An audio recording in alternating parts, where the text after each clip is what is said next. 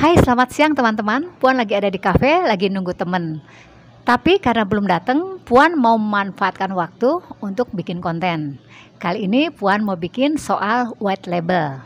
Konten ini untuk menjawab pertanyaan teman-teman, bagaimana kita bisa membuat brand sendiri tanpa mengeluarkan modal terlalu besar. Jawabannya adalah white label. Apa sih white label itu? Jadi begini teman-teman. Di perusahaan manufaktur, white label ini sudah akrab di telinga. Perusahaan besar itu membuat berbagai barang, tapi tanpa merek. Nah, kita bisa belanja di sana untuk kita kasih label atau merek kita sendiri. Di konveksi atau garment, ada juga white label. Produk-produk baju yang tanpa label, yang boleh kita beli dan kita beri label sendiri. Udah beres penjelasan Puan? Belum. Puan juga mau menjelaskan kelebihan dan kekurangan white label dan bagaimana menyiasati agar kita mempunyai produk yang berkualitas walaupun itu kita beli berupa white label.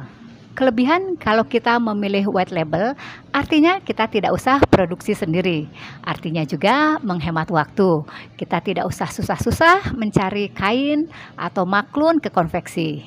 Harganya juga bisa jadi lebih rendah teman-teman, itu kalau kita membeli dalam jumlah besar. Kalau kita membeli dalam jumlah besar dan mendapatkan harga rendah, artinya kita bisa mendapatkan laba yang lebih tinggi. Tapi tentu saja kita harus lihat sasaran atau market atau konsumen kita. Seberapa pantas harga tersebut kita jual. Nah, itu tadi keuntungannya. Ada juga kekurangannya kalau kita memakai white label. Barang-barang yang ada di konveksi atau garment atau supplier itu tentu saja tidak dijual semuanya ke kita. Mereka biasanya akan memproduksi dalam jumlah besar dan dijual juga kepada orang lain. Ke penjual juga seperti kita. Artinya, kita punya banyak saingan dengan barang yang sama. Kekurangan lain, karena kita membeli barang jadi, kualitasnya mungkin tidak seperti apa yang kita harapkan. Karena kita bukan maklun, bukan kita membuat produksi sendiri ke konveksi.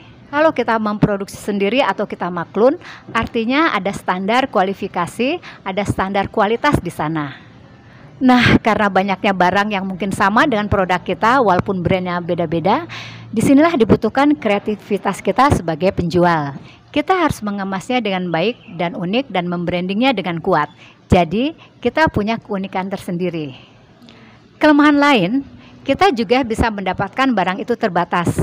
Ketika nanti ada repeat order, mungkin kita kehabisan barang kalau kita balik lagi ke konveksi atau supplier atau garment tersebut. Jadi, kita tidak bisa memenuhi repeat order dari konsumen kita.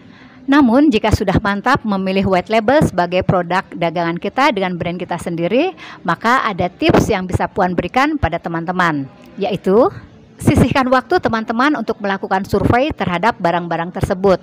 Cari supplier yang memenuhi kriteria yang teman-teman inginkan, baik dari sisi kualitas, model, atau jumlahnya. Ada juga konveksi yang menjual sisa hasil produksi mereka dengan jumlah terbatas. Nah, itu teman-teman bisa mendapatkan barang-barang eksklusif.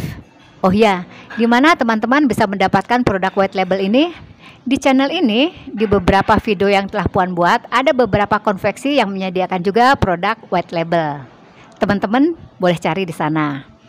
Tapi seandainya masih kurang, nanti Puan akan bikin vlog lagi beberapa konveksi yang menyediakan white label. Nah, begitu teman-teman ya, semoga jelas ya. Tapi kalau belum jelas juga, teman-teman boleh tanya Puan. DM aja Puan di Instagram Puan ya, uci_anwar. Atau kalau mau ke Bandung, boleh juga. Oke, terima kasih teman-teman. Assalamualaikum warahmatullahi wabarakatuh.